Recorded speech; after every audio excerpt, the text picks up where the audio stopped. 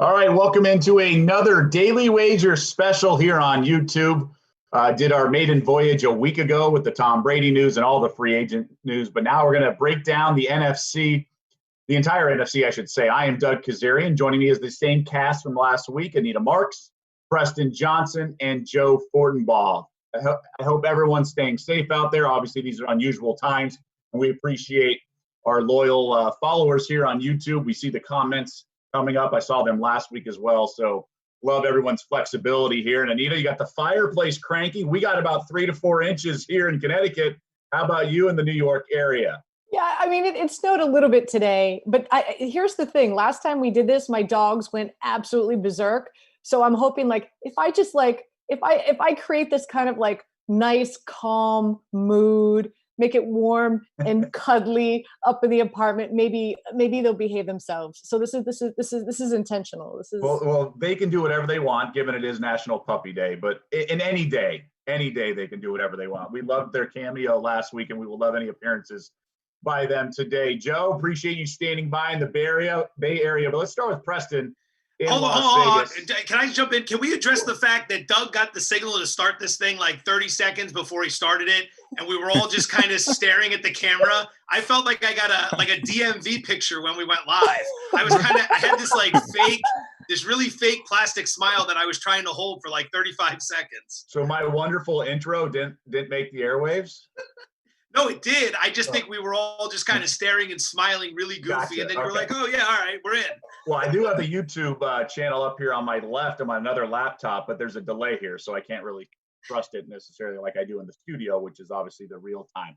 Okay, well, let's talk the NFC. We'll start with the West because I think it could be the most competitive division in football. We'll get to the NFC South and again in a little bit, which I think are the two most competitive. But what a difference a year makes. You have the Niners, who are the favorites, and the Rams, who were the preseason favorite a year ago, are tied for the long shot in the division, if you will, at plus 425 with the Cardinals, who, of course, last week, big news, trading David Johnson in a deal with Houston to bring back Deshaun Watson. And then the Seahawks there at 3-1, who obviously had a surprise season last year, reaching the playoff behind Russell Wilson, that big goal line stand on Sunday night, week 17, all that played out. But Niners did not go with Tom Brady, Preston.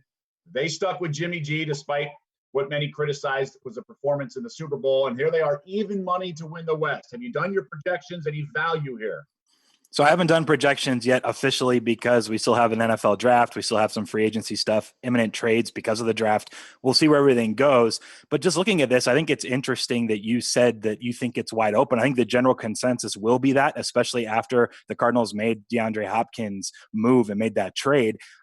And everyone's going to talk about this, the Super Bowl hangover. I'm not sure if there really is one that exists that you can quantify like, hey, you lose in the Super Bowl, you're not going to be as good the next season.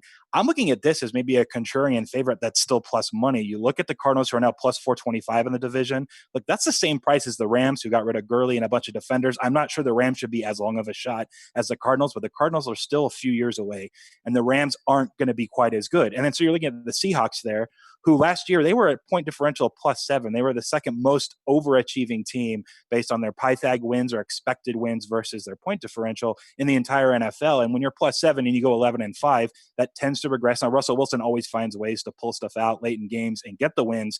But San Francisco, let's look at them. Plus 169, it was the best point differential in the entire NFC by a pretty far margin. They're going to be really good again. I'm not sure why we should give up on them. If you're saying the Cardinals and the Rams are kind of out this year and a few years away and the Rams going in the wrong direction, and you gave me a choice, Seahawks or Niners, and Niners are still plus 100, I'd go with San Francisco. I think they're actually being overlooked.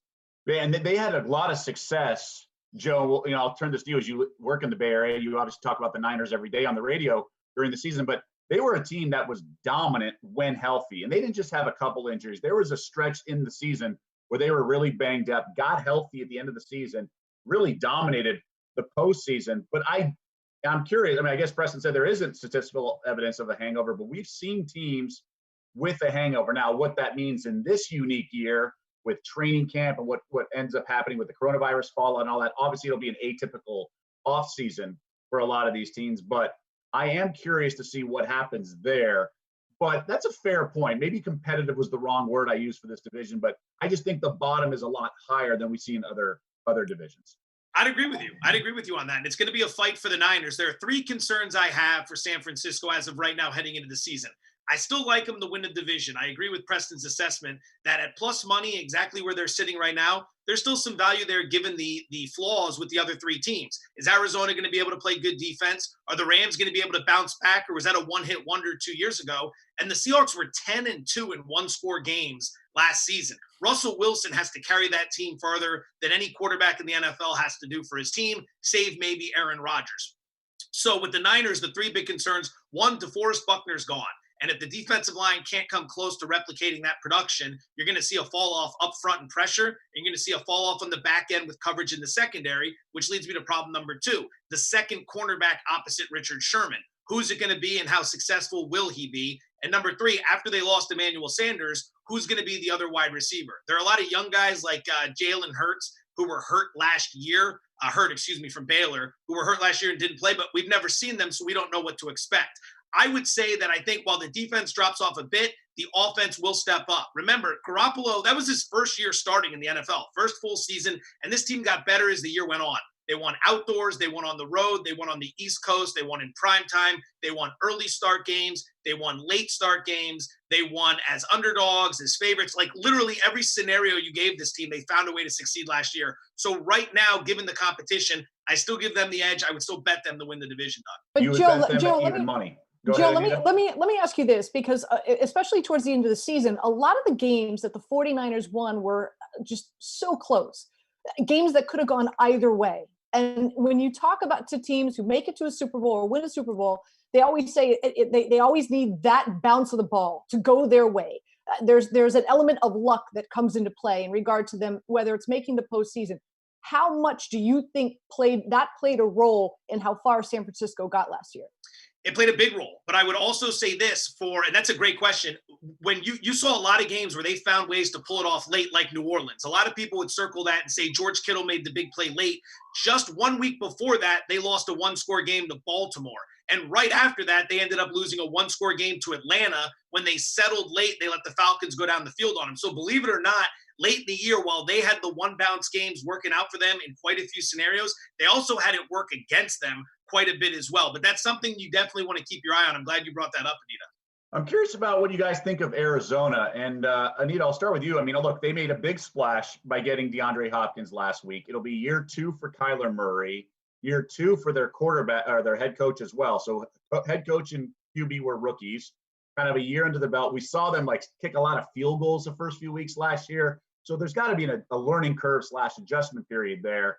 And with Hopkins, who obviously is dynamite in so many ways, and I've always said that place, and I've been to that stadium, there is an element of a home field advantage too. Like, how much do you think they're in the mix here? I think they're going to be a fun team to watch. Keep in mind they have a top 8 pick in this year's draft. I'm really curious what they're going to do with that top 8 pick. Do they go offense and bring in another offensive weapon for Murray?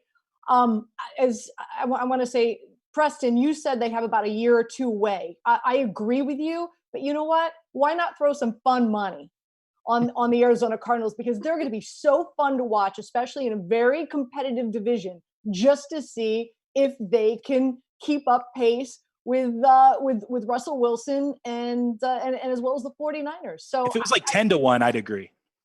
Right. So maybe I find so to answer your question, Doug, I think that there's some fun money that you can put on the Arizona Cardinals, because I think they're going to be a really fun team to watch. And I think that they are going to, I would not be surprised if in the draft they give him even more talent that he has right now. And I think they're going to be fun to watch. So I call it fun money. Doug. Right. And maybe that's something we save for when season win totals are out, right? The one-way betting is very kind of limited, and we have to talk ourselves into sometimes. And to Preston's point, to your point, plus 425, probably not enough for me to get involved, but maybe some yes, no in the playoffs. I mean, we get sneaking as a wild card, things along those lines. And I'm also just fascinated with how Russell Wilson comes out. As Joe mentioned, 10-2 in one-score games. They made him do so much, and he delivered. It'll be really interesting to see how it all plays out in that regard. Let's switch gears. Doug, we assume, real quick, do we assume that Seattle, with all that money that they haven't really spent yet, that they're just waiting to sign Clowney? Like, is that where you would put them with them? Because they came in the free agency with like 66 million, and I just assumed they'd be able to kind of flip the script a little bit and get more people to buy into them. But they haven't done a ton of spending. They've made some minor moves on the offensive line, and then you got to figure with Clowney out there.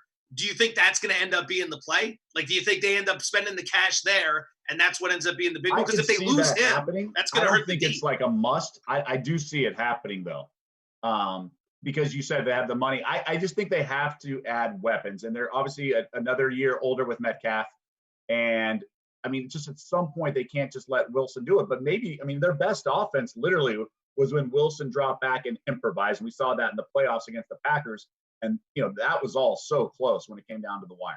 Maybe they spend it on Marshawn Lynch. He's in Westworld. Did anyone see him in Westworld in the first episode? Yes, I haven't seen the second yet. I'm laying there with my wife. I'm like, is that Marshawn Lynch? He's in Westworld now. Yes, he was awesome. Everywhere. Well, they had a tough loss in the playoffs at the Packers at Lambeau Field, kind of a questionable spot, if you will. So let's check in on that division. The Packers are the favorites right now to win the NFC North at a plus $140. Vikings at 2-1. So two teams that reached the playoffs last year that were eliminated by the 49ers in the Bay Area. The Bears at 3-1. Now, they made a move here with Nick Foles, and he's expected to compete with Trubisky for the starting spot. And then the Lions definitely a ways back. They have a top pick, may go quarterback, may trade. We'll see, but they are 7-1, and for good reasons. I'm not buying the Packers at plus 140. There is no way I would bet plus 140 on the Packers. I would consider the Bears at 3-1, but Preston, I'm curious, based on your numbers, 2 years ago when they had that dominant defense, it was more, I don't know, opportunistic and luck than it was pure. I mean, they had a giant gap in terms of leading the NFL in takeaways in the second place. Wasn't it like, they were like 31 turnovers, I think, that they forced in that year, just not sustainable. And then they, fell back to earth a little bit. And then obviously Mitch Trubisky hasn't really worked out. I'm not sure if, they're really going to have an upgrade either way when it's all said and done. My team that stands out to me as the one that isn't very sexy every season is the Minnesota Vikings. And then after they trade Stephon Diggs, then no one's going to pay attention to him now. Now, I think it was Pro Football Focus. They rated and graded all receivers last year. Stephon Diggs came in graded 25th. He's a good receiver. He's not elite that's going to change a point spread week to week or completely change a game or keep Minnesota a team that upset the Saints on the road to start the playoffs. They actually had a better point differential within the division. They were plus 104. Green Bay was plus, I think, 63. Yet Green Bay won 13 games compared to Minnesota. So for me, I think Minnesota could still be the favorite within the division. Now they're only getting 2-1. Green Bay's plus 140. They're remotely similar. What I think maybe the difference is that's worth considering is when you look at their shots to win the Super Bowl, Minnesota's 30-1, yet Green Bay's only 16-1. I know people are going to disregard Diggs as being a big, detriment to their offense. I'm not sure it will be. Laquan Treadwell had some decent games in a certain patch down the stretch late in the season, which I think they're buying into Treadwell being a guy that can actually Thielen was play. Hurt so much, though. Thielen was hurt a lot of the year, too. It's true. I ask you this. I mean, look, the stats are out there. Yes, quarterback win-loss records aren't the end-all, be-all, but there is something in my eyes of Kirk Cousins when the stakes are high. What do you mean in general? Just that he can win? Just doesn't deliver. He did against the Saints on the road, right? And he did a couple times during the season. It's the stats. And yes, he had some throws here and there, that Saints game, but the Saints had every opportunity to win the game too. So Kirk Cousins had some plays, but then the next week he looks like a deer in headlights. It's not sustainable. We know his Monday Night Football record's bad. And I don't want to jump on these narratives with I hate the win-loss record for quarterbacks, but he's also laid some serious eggs as well. That's fair. That's fair. Would you hate having they're probably going to be in the playoffs? And that's my argument, I guess, is they're going to. I think they could be a favorite to be a division, and the fact that they're 30-1 instead of like that 12-20 range where a lot of the other playoff teams are just feels mispriced. Now, again, I haven't done projections. I don't have all of the teams put together and who's going to be on which team, but 30-1 just seems off when you look at the other teams that they really over the course of the season outperformed Green Bay and specifically. No, that's a great point, Joe. What do you feel about this division? Cousins strikes me as a good guy as your regular season quarterback, which we're talking about winning a division here. If we were talking about Super Bowl odds, it'd probably be a slightly different conversation. He gets the monkey off his back, right, in New Orleans, and then the very next week he goes to San Francisco and he gets destroyed. And he was rattled early in that game, but that's a terrible spot. They had 6 days to get ready. The Niners had 2 weeks. That was going to be a problem. I find myself looking at the Bears at 3-1, and I find myself hating myself for looking at the Bears at 3-1 because I'm about to make an argument that I made last summer when I was trying to sell you on Jacksonville in the AFC South. It wasn't so much that I love Nick Foles. I just saw Foles as an upgrade over Bortles. And if you could cut down on the turnovers and run an efficient offense, there was enough around him to win some games. That's exactly what I'm going to say here about Chicago. This team went 8-8 last year with Mitchell Trubisky as their starting quarterback. Trubisky was terrible for the better part of the season. If Foles could play average replacement level type quarterback play, he could produce that. Obviously, I'm not a big Trubisky guy, but how much of that should Nagy get criticized for? Because you can't put it all on Trubisky. No, and that's a good question. I would say that he wasn't the guy who drafted him. He came in the next year, so he's had to work with Trubisky. The problem is, how much more can you tailor the offense? The guy can't process information fast enough. At North Carolina, he could line up, pick a read, and throw the ball there. He was athletic enough to make that play. But in the NFL, if that first read's gone, he can't get through his progressions, get to the next receiver, and make a play. That's what's killing him in Chicago. He's got weapons, but he can't do anything with them. So they signed Robert Quinn, 11 and a half sacks. The defense should be solid. I don't buy into Green Bay at all.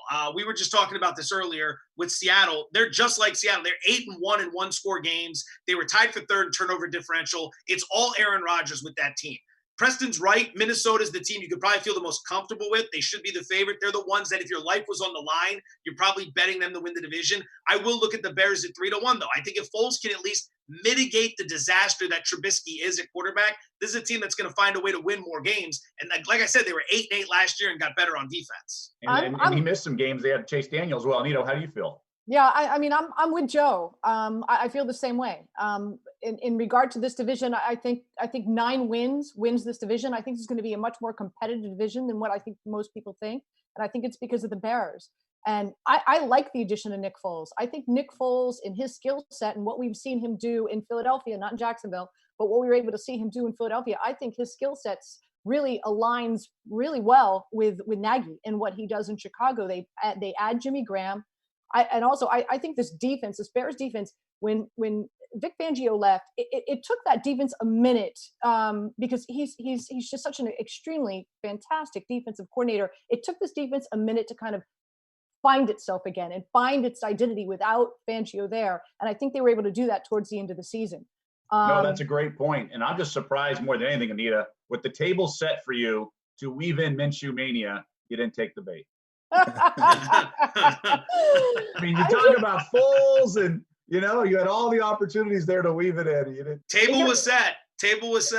Here's another one for you. The Bears had the 4th highest sack rate in the NFL last year. And I'm not going to put all the blame on the offensive line. I think a lot of it had to do with Trubisky, and he holds the ball too long and he doesn't make quick decisions. I just think I hope that it's a quarterback competition. If it is, I do believe that Nick Foles will win the job. If Nick Foles is the starting quarterback week 1 of the regular season for the Bears, I think they have a really good shot of winning this division. So I'm with you, Joe.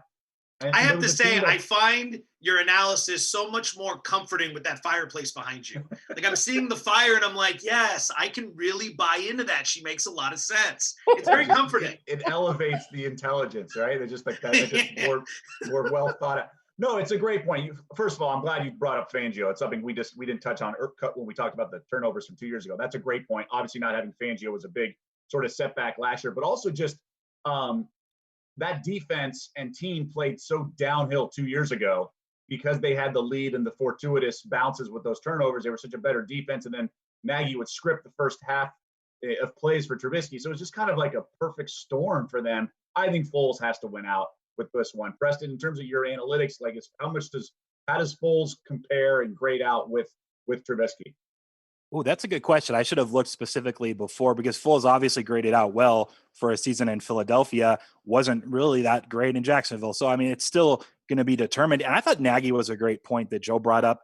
And you mentioned him scripting drives. No, this is the narrative. I'm not sure. I've never looked back on this, but the reason it's a narrative is probably because people have. But he always scripts that first drive, and it seemed like the Bears would score way more often on the opening drive than the rest of the game. So what does that tell you? It tells you that Nagy maybe needs to, it's hard to work on this, but he needs to improve in actual matchups and adjustments mid-game at halftime and getting an offense to the point where it needs to be competitive after the fact, because he's fine when he has a week to do it. And those first drives, especially the openers, they've been better. That's what everyone says. I haven't double checked that. But if that's the case, then it's going to be partly Foles, but it's also in Trubisky, right? Everyone involved there at quarterback. But it's going to be on Nagy to find a way to make the same type of decisions he's making early in games and those types of scripted drives the same throughout. Something like Shanahan can do. We've seen Kyle Shanahan do it, right? Where he's just making adjustments on the fly that are so good and gets guys open for 60 minutes, not just for 5 to 10 to start it. And football is such a complex game. We really have to pay attention to actions speak louder than words. Peter King last night in his column wrote that Tampa Bay made the decision to move on past Winston when they went to London mid-season, and just turnovers had just gone too much. And they're like, all right, enough's enough.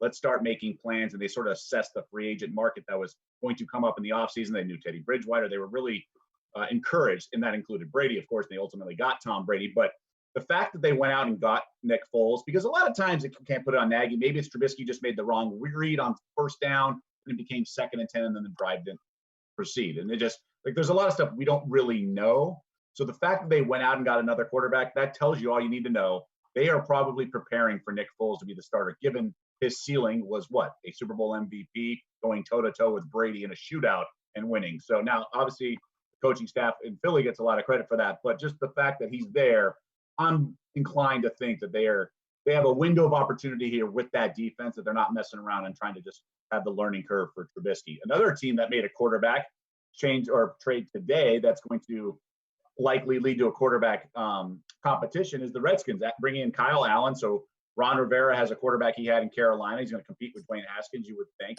Now, I don't think that's going to factor into the who's going to win the division as we shift to the NFC East. It seems like it'll be a 2-horse race, although Daniel Jones certainly showed promise last year for the Giants, but they're plus 750 for a reason, and the Redskins are 10-1 for a reason as well. And here we are, 2-horse race with the Cowboys and Eagles, Joe.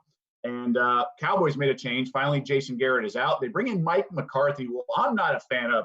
So I would just, purely based on that, lean Eagles. But I do think the Cowboys' talent, I know nobody loves the contract for Amari Cooper, but I probably, if I had to pick one or the other, it would be Eagles, but I'm not playing either of these numbers.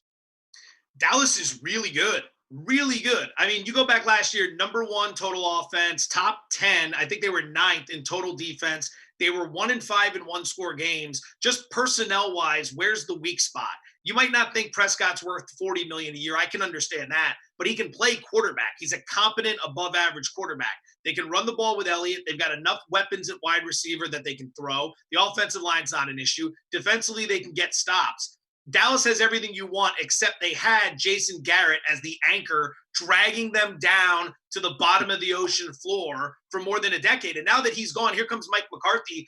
Like, the last thing you want to be is the guy that replaces Howard Stern, right? When a legend retires, stepping up into that seat is going to be so impossible. The best job would be the guy to follow Jason Garrett, because there's no way you can make as bad of in-game decisions as Garrett does. I'm not sure. McCarthy may be on that McCarthy's same level. close.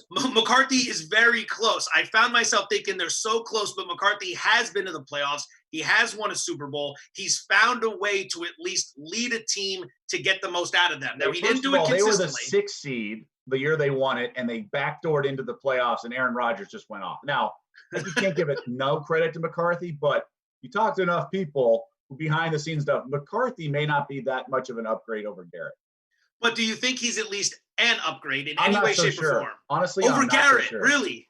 Garrett had lost his last year in Green Bay and how inept he was with 4th down decisions and punting and things like that. But let me ask you guys this, okay? There is a possibility. I'm just going to there is a possibility that the NFL might have to have a shortened preseason, okay, because of the situation we're in with our country right now, okay? Now you've got a new head coach, and on top of that, you've got a quarterback who's being tagged, who's probably not really happy about it, and there is some talk and speculation that he might hold out. Doesn't that play a role in regard? Will we really know what the difference with Mike McCarthy this season, with so many question marks and so much uncertainty surrounding the time that they're going to be able to prepare to get ready for the season, let alone will Dak Prescott show up day one? I'm sorry. Are those cartoons on in the background now? There might be. I think the fire's over. The fire's over, and now I'm talking. I got to put the fire back up. So yeah, I didn't hear a word you said. I see the cartoons come up, and I'm like, I'm sorry, I can't take any of this seriously. I got you covered, Anita. I heard it. I think it's an interesting point. I'm pretty sure, and this is what it comes down to for me, that Kellen Moore is still the offensive coordinator there in Dallas. The reason that their change and why they were so good at offense last year was Kellen Moore took over calling the plays. And they went from being a barely above average offense to the best of the NFL in some regards. He's still there. I'm not sure Mike McCarthy's going to come in trying to change what they did last year that was so great and worked so well. Like the Cowboys in general, they outscored opponents by 113, yet they were 8-8. Joe mentioned their one-score games. They were brutal down the stretch. That's where the Jason Garrett issue probably is. I laughed at the on a scale from Howard Stern to Jason Garrett. I've never thought of it that way. I'm not sure Jason Garrett's that bad, but he's definitely bad. McCarthy might be a better game manager. And I think Kellen Moore, the guy who called the plays, I don't think they're really going to be making up this entire new offense and trying to implement all these new things. They're going to go on what worked last season with the same personnel and with Kellen Moore there. So for me, I think Dallas is a team that is flying a little under the radar. It's them or the Eagles. The Eagles are another team, though they were so injured last season. That's what I was going to ask. How are we sleeping on the Eagles? I am not. How many injuries there were? I love the Eagles for so many reasons. First and foremost, in regard to all the divisions, I am going to take a step back again because where we are right now and not knowing how much time these teams are going to have to prepare for the regular season, I am all in on teams that are returning players for their starters. I'm looking at teams that are have returning starters. Continuity is what you want. Exactly. And also teams that are not making any type of change in regard to head coach or quarterback. And what's really interesting about the NFC East is that the Eagles are the only team in this division that have not made a change in regard to the quarterback or the head coaching position. They did not lose many big-time players. On top of that, they've improved their defense with Hargrave and Darius Slay. Are you kidding me? They're able to trade for a shutdown corner, so their defense gets better. And here's something really interesting. There were over 20 practice players. You want me to do my Allen Iverson? We talking about well, practice. It is Philly. Philly.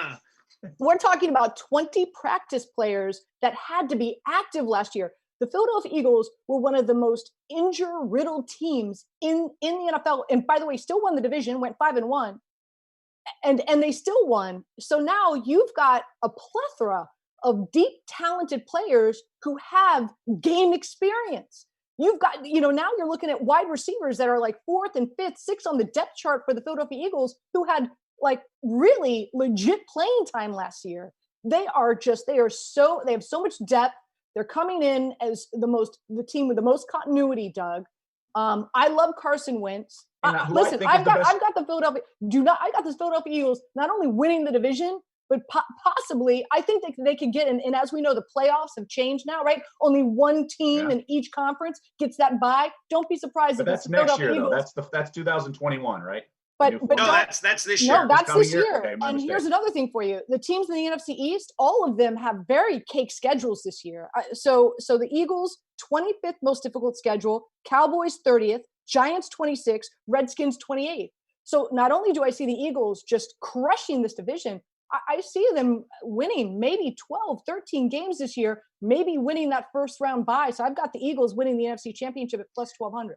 See, wow. I love that. I love that as an Eagles fan. I really do. And I curse Doug for making me defend the Cowboys because I hate the Cowboys more than any team in sports. But this beast has been building in Dallas for years. And as an Eagles fan, I've been watching it. And I've been so happy that Garrett's been at the helm because he was never going to get him. He was never going to get that team over the top. He was never going to get them to realize their potential.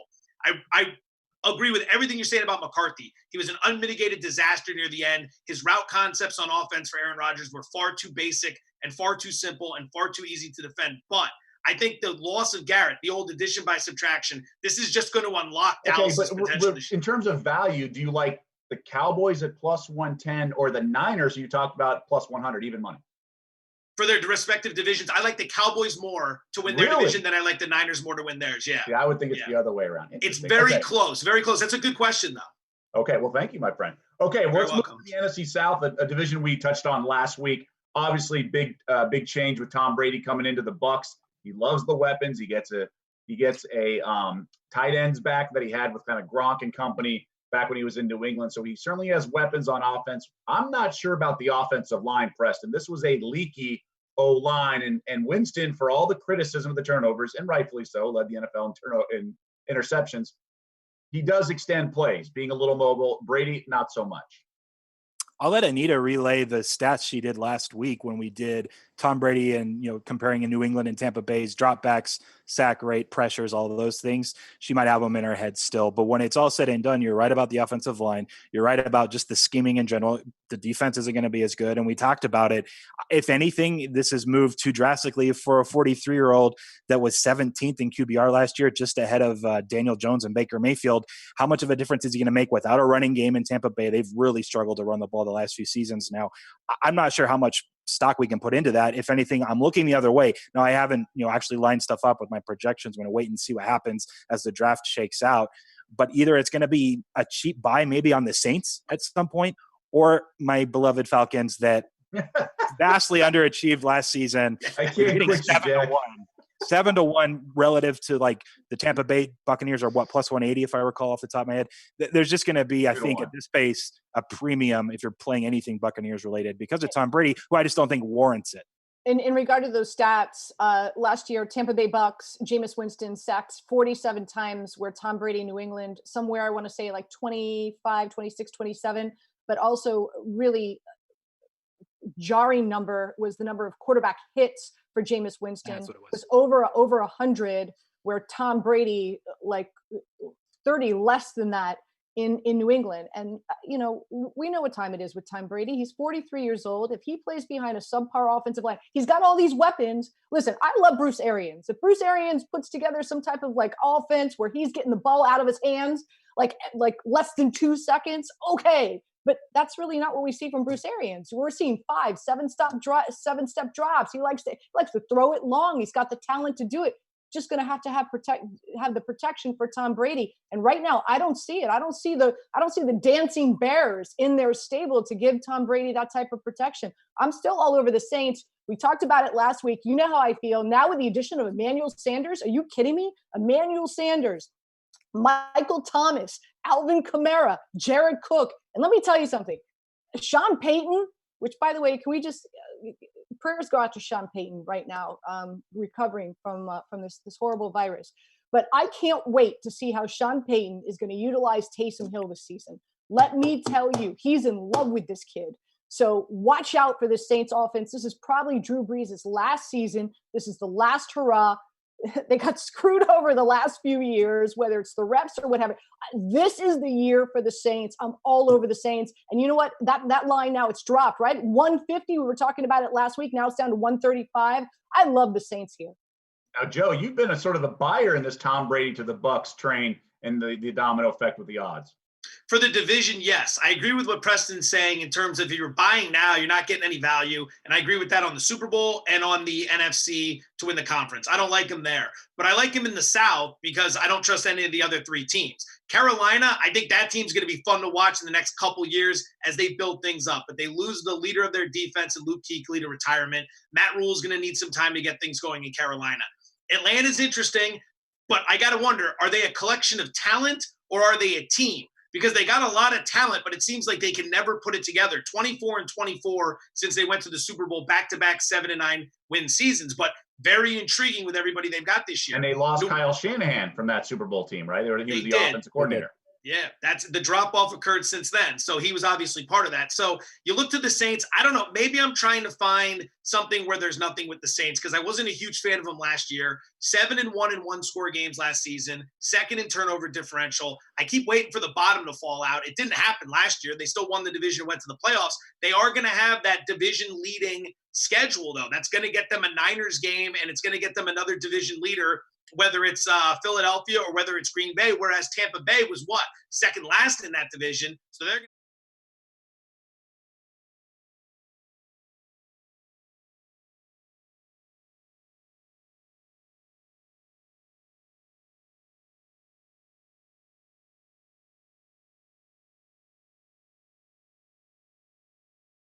Yeah, so bad. I regret it. I want to take that back. We're going to defer the division. division. That's going to be terrible. Edit this part out. We're going to defer the division to 2 quarterbacks in their 40s. And you mentioned the Falcons. What about the Panthers? Just signed Teddy Two Gloves. Also have our favorite guy from the XFL, PJ Walker, they got today.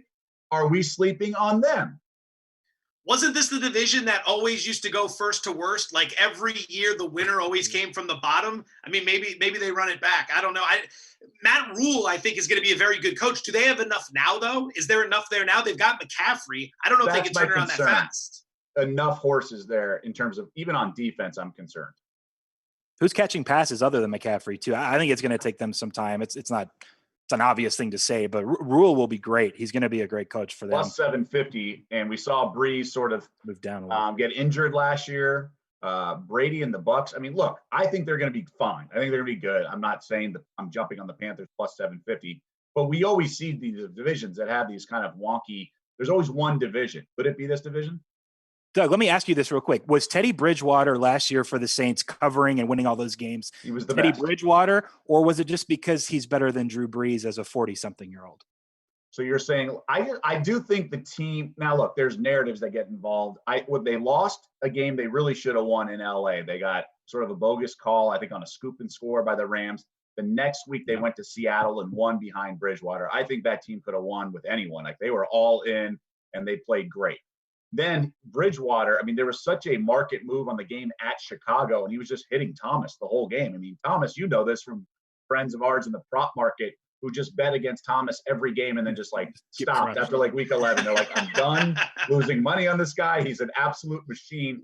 So I think it is the offense, right? The system, and he was effective. He was a good quarterback in that system, and the team just played well. We saw how good. I mean, their ceiling was. I mean, look what they did with the Niners, right? So Bridgewater's impact in Carolina is minimal.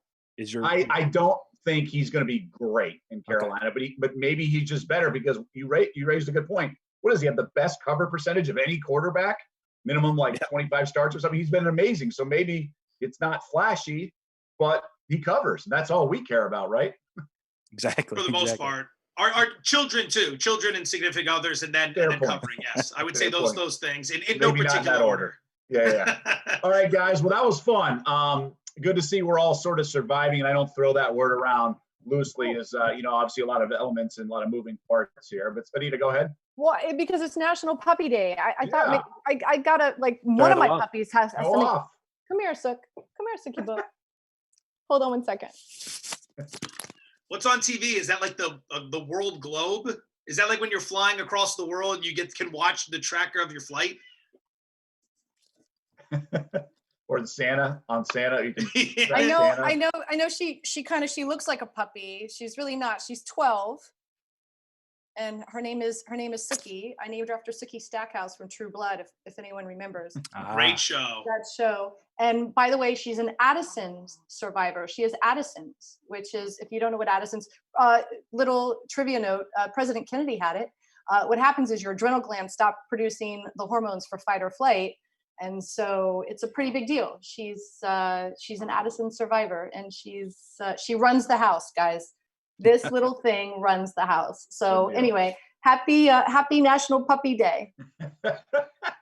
Well, I want to thank all of our guests in the studio, Anita, all your pups around there, and Preston. And I will say thanks to those on YouTube. I'm able to kind of check out some of the comments. Again, I mentioned earlier there was a delay. I know Michael Sadaka mentioned that Green Bay could get one of the best wideouts in the draft. Look, the prop and we're going to get into this later, but you could see 7 wide receivers in the draft in the first round alone. So a lot of potential to add to these discussions we've touched on, and a couple others chiming in. One person did not agree that Teddy Bridgewater is better than Breeze, so that's certainly not in the minority with that opinion. So thanks to everyone joining in over on YouTube. Thanks to you guys, and we're going to have another one later this week. We'll break down the AFC, look at the futures market on that front. So until then, be safe, be smart out there, and we'll catch you back here soon.